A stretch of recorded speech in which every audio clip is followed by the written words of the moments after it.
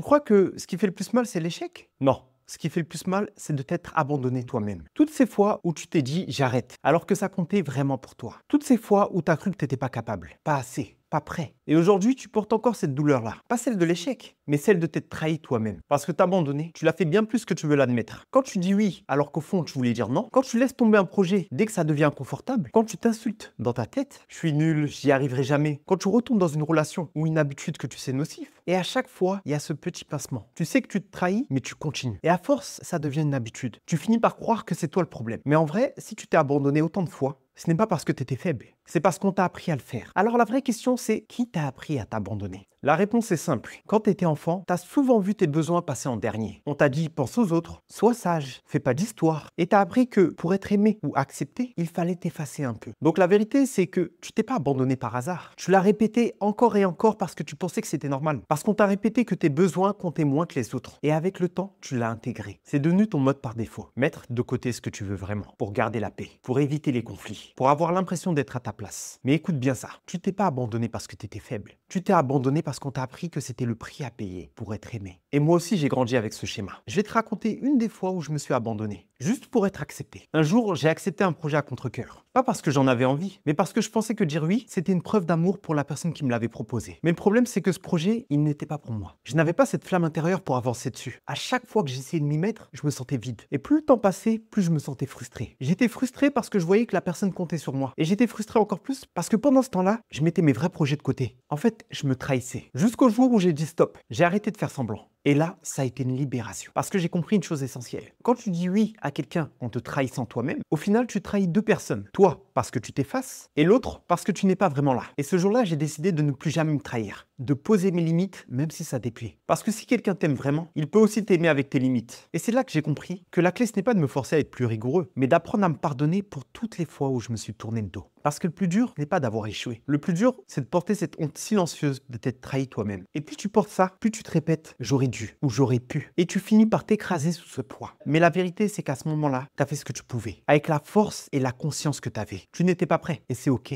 Le pardon, ce n'est pas effacer le passé, c'est de te donner la chance de choisir différemment aujourd'hui. Donc, dis-toi cette phrase simple mais puissante. Je me pardonne de m'être abandonné. J'étais pas prêt à l'époque, mais aujourd'hui, je peux choisir autrement. C'est comme déposer un sac trop lourd que tu traînes depuis des années. Tant que tu le portes, chaque pas est une lutte. Mais quand tu le poses, tu recommences à marcher léger. Et quand tu commences à te pardonner, tu découvres que ton passé n'a pas à définir ton futur. Toutes ces fois où tu t'es abandonné, ça ne fait pas de toi quelqu'un de faible. Ça fait de toi quelqu'un qui est encore là, qui peut choisir à nouveau. Le pardon, ce n'est pas effacer tes erreurs. C'est te réconcilier avec toutes les versions de toi. Et décider que ton histoire ne s'arrête pas là. Parce que quand tu arrêtes de te battre contre ton passé, tu redeviens disponible pour écrire la suite. Tu pensais que tes abandons étaient une preuve de faiblesse, mais en vrai c'était juste des appels à te retrouver. Alors dis-moi en commentaire, est-ce que toi aussi tu sens que tu t'es abandonné parfois? Et si tu veux apprendre à transformer tes blessures en force, abonne-toi. C'est exactement ce que je partage ici chaque semaine. On se dit à la prochaine vidéo. Bye bye.